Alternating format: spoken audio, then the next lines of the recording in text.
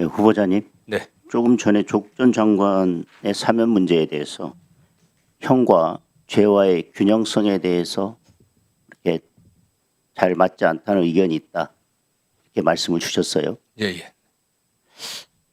형을 정하는 것은 법원에서 정하는 거 아닌가요? 예, 그렇습니다. 네.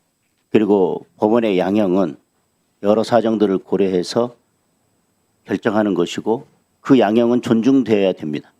동의하십니까? 네, 동의합니다. 네. 그런데 그러면 모든 국민들은 본인의 양형에 대해서 불만이 있을 것입니다. 본인이 적정한 양형을 선고받았다고 생각하는 국민들은 없을 것입니다. 그러면 지금 일반 국민들 중에 누가 보더라도 이것은 형과 양형 간의 균형이 맞지 않는다고 생각하는 분들은 다 찾아서 사면하실 것입니까? 뭐 그런 취지라기보다도 조국 개인, 일 개인보다도 조국 가족 전체, 그 배우자가 받았던 형들 또 가족, 자녀들이 받았던 다른 여러 가지 어쨌든 뭐 분리관계보다도 이 사건에 따랐던 여러 가지 처분들 이런 걸 종합적으로 고려했을 때 그런 측면이 있다. 사면은 대통령의 권한이라고 하는 것에 대해서는 저는 뭐 이의를 제기하지 않겠습니다. 그리고 사면에 있어서는 뭐 정치적인 고려가 있을 수도 있고 국민들의 여러 법감정도 고려될 수 있다라고 생각합니다.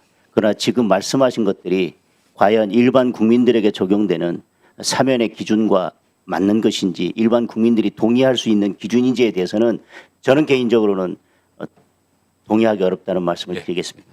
그리고 통합진보당 해산 사건에서 헌재 결정문의 일부를 제가 읽어보겠습니다. 정당 해산 심판 제도는 정부의 일방적인 행정처분에 의해 진보적 야당이 등록 취소되어 사라지고 말았던 우리 현대사에 대한 반성의 산물로서 정당을 보호하기 위한 절차로서의 성격이 부각된다. 정당의 목적이란 어떤 정당이 추구하는 정치적 방향이나 지향점 혹은 현실 속에서 구현하고자 하는 정치적 계획 등을 통칭한다.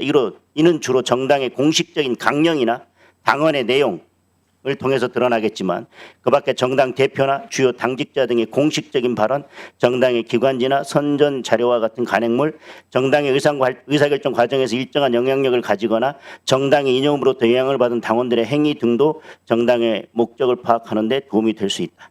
한편 정당의 활동이란 정당 기관의 행위나 주요 정당 관계자, 당원 등의 행위로서 그 정당에게 귀속시킬 수 있는 활동 일반을 의미한다. 이렇게 이야기하고 있습니다. 예.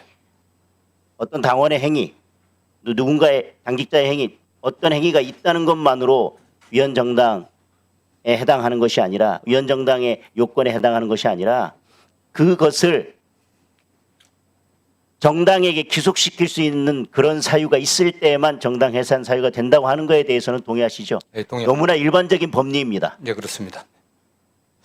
그리고 공수처의 수사나 이런 과정에 있어서 저희들은 수사권이 없었다라고 계속 주장을 해왔고 그런 문제를 제기하기 위해서 관저 앞에 갔던 저희 국회의원들을 일부 이미 고소 고발한 경우가 있고 저도 그 피고발자 중에 한 사람이고요. 얼마 전에 경찰에서 각하 처분된 결정문을 받았습니다. 지금 여러 사정들을 고려하지 않고 그리고 아까 말씀하신 것처럼 저는 계엄이 곧 내란이라고 하는 거에서 동의하기 어렵지만 법리적으로 그리고 지금 재판이 진행 중입니다. 그렇다 하더라도 아까 말씀하신 것처럼 그 모든 행위는 국회 계엄 해제 요구로서 그것이 의결된 순간 법률적으로는 그런 모든 상황이 그 당시에 그때 종료된 것이다. 그 이후에 어떤 다른 정치적인 공격이나 이런 건 있을 수 있겠지만 아까 어떤 의원님의 질문에 그 국회의 해제 요구 그리고 의결된 순간 그 상황은 종료됐다라고 아까 발언하셨습니다. 네, 판례가 그렇습니다. 네. 예, 판례가 그렇습니다. 당연한 법리입니다. 그런데 지금 모든 것들을 확정되지도 않은 상태에서 국민의힘을 위헌정당으로 이미 규정짓고 법무장관 후보자에 대해서 이미 위헌정당을 해산해야 된다라거나 청구해야 된다라거나 라고 오늘 질문하는 것에 대해서는 개인적으로는 조금 유감스럽게 생각합니다. 오늘 개혁의 과정에서 국민께 불편과 불안을 드리는 부작용이 없어야 된다고 말씀하셨는데요. 지금 검찰청을 폐지하는 4개 법안이 통과가 된다면 아마 어디 가서 내가 어떤 절차로 권리구제를 받아야 되는지 전혀 알 수 없기 때문에 이제 권리구제 받기 위해서는 숨은 그림 찾기를 해야 되는 상황이 온다고 생각합니다. 그리고 또 그동안 검찰, 경찰 등 수사기관들이 축적해온 우수한 범죄 수사 역량도 훼손하지 않아야 합니다라고 아까 말씀하셨는데 지금 이 검찰청을 폐지하겠다고 하는, 그래서 수사권과 기소권을 완전히 분리하고 검찰은 공소만 담당하도록 하는 이것이 검찰이 그동안 쌓아온 수사 역량을 훼손하지 않는 방향으로 가는 것인지에 대해서 의문을 제기하지 않을 수 없고요.